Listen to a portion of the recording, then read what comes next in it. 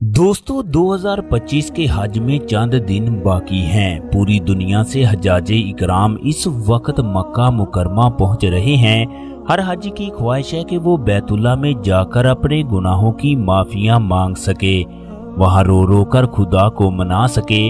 अल्लाह के घर में जाने के लिए पैसों की नहीं बल्कि सच्ची नीयत की जरूरत होती है। यही वजह है करोड़पति लोग पैसा होने के बावजूद भी उस जगह नहीं पहुंच सकते। ऐसा ही एक वाकया एक पाकिस्तानी औरत के साथ पेश आया। वो अपने इलाके की इंतहाई गरीब तरीन औरत थी। वो रब से दुआएं करती कि ऐ मेरे रब, मेरी उम्र बहुत ज्यादा हो गई है, मेरे बच्चे इंतहाई गरीब हैं, उनके पास इतने पैसे नहीं कि वो मुझे तेरे घर का दीदार करवा सकें। मैं तुझसे हज का सवाल करती हूँ। मैं ना सिर्फ हज करना चाहती हूँ बल्कि मेरी ख्वाहिश है कि मैं बैतुल्ला के अंदर भी जाऊँ, वहाँ रो रो कर दुआएं करूँ। ये फजीलत तू ही मुझे अता कर सकता है।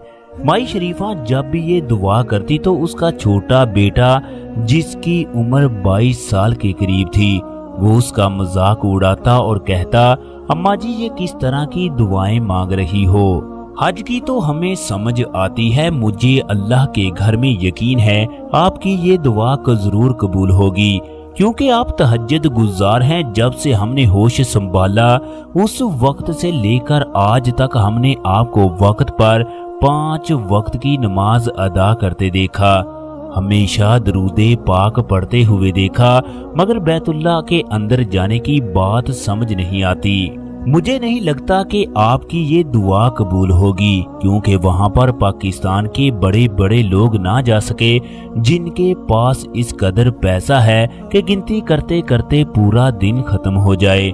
माई शरीफा ने मुस्कुराते हुए कहा कि बेटा देख लेना, तुम्हारी माँ को अल्लाह जरूर लेकर जाएगा। वो कोई ऐसा सबब बनाएगा जिसे देखकर तुम्हारे ईमान में भी इजाफा होगा।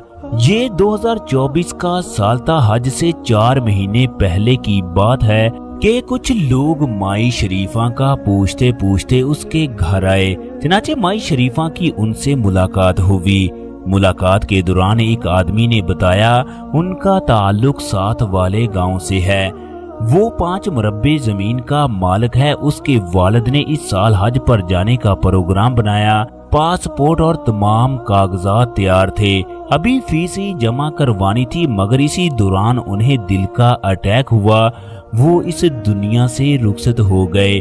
मैंने ख्वाब में कई बार वालिद साहब को हज करते हुए देखा। मैंने एक आलम से इस ख्वाब की ताबीर पूछी तो इन्होंने कहा कि तुम किसी गरीब और बूढ़े आदमी को हज करवाओ, इस तरह तुम्हारे वालिद की आखिरी ख्वाहिश भी पूरी हो गई और तुम्हारे वालिद को अजर भी मिलेगा। चनाचे मैं 1 हफ्ते से एक ऐसे बुजुर्ग को तलाश कर रहा हूँ जिसके दिल में हज की इंतहाई ख्वाहिश हो, मगर गुर्बत की वजह से वो हज ना कर सकता हो।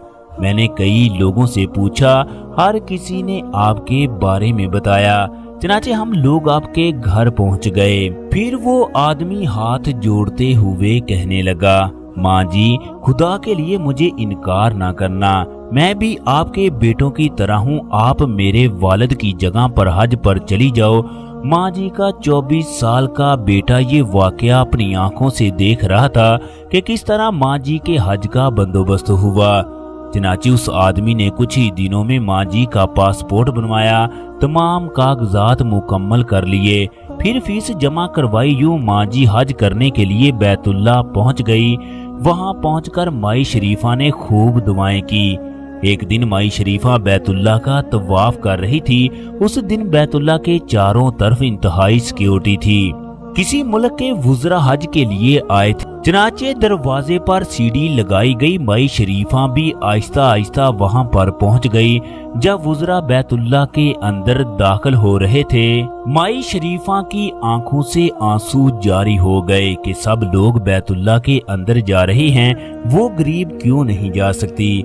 वो आंसू लेकर सीढ़ी के पास खड़े शुरते के करीब गई। उसने माई शरीफा को हाथ से पकड़ा, ना जाने उसके जहन में क्या आया।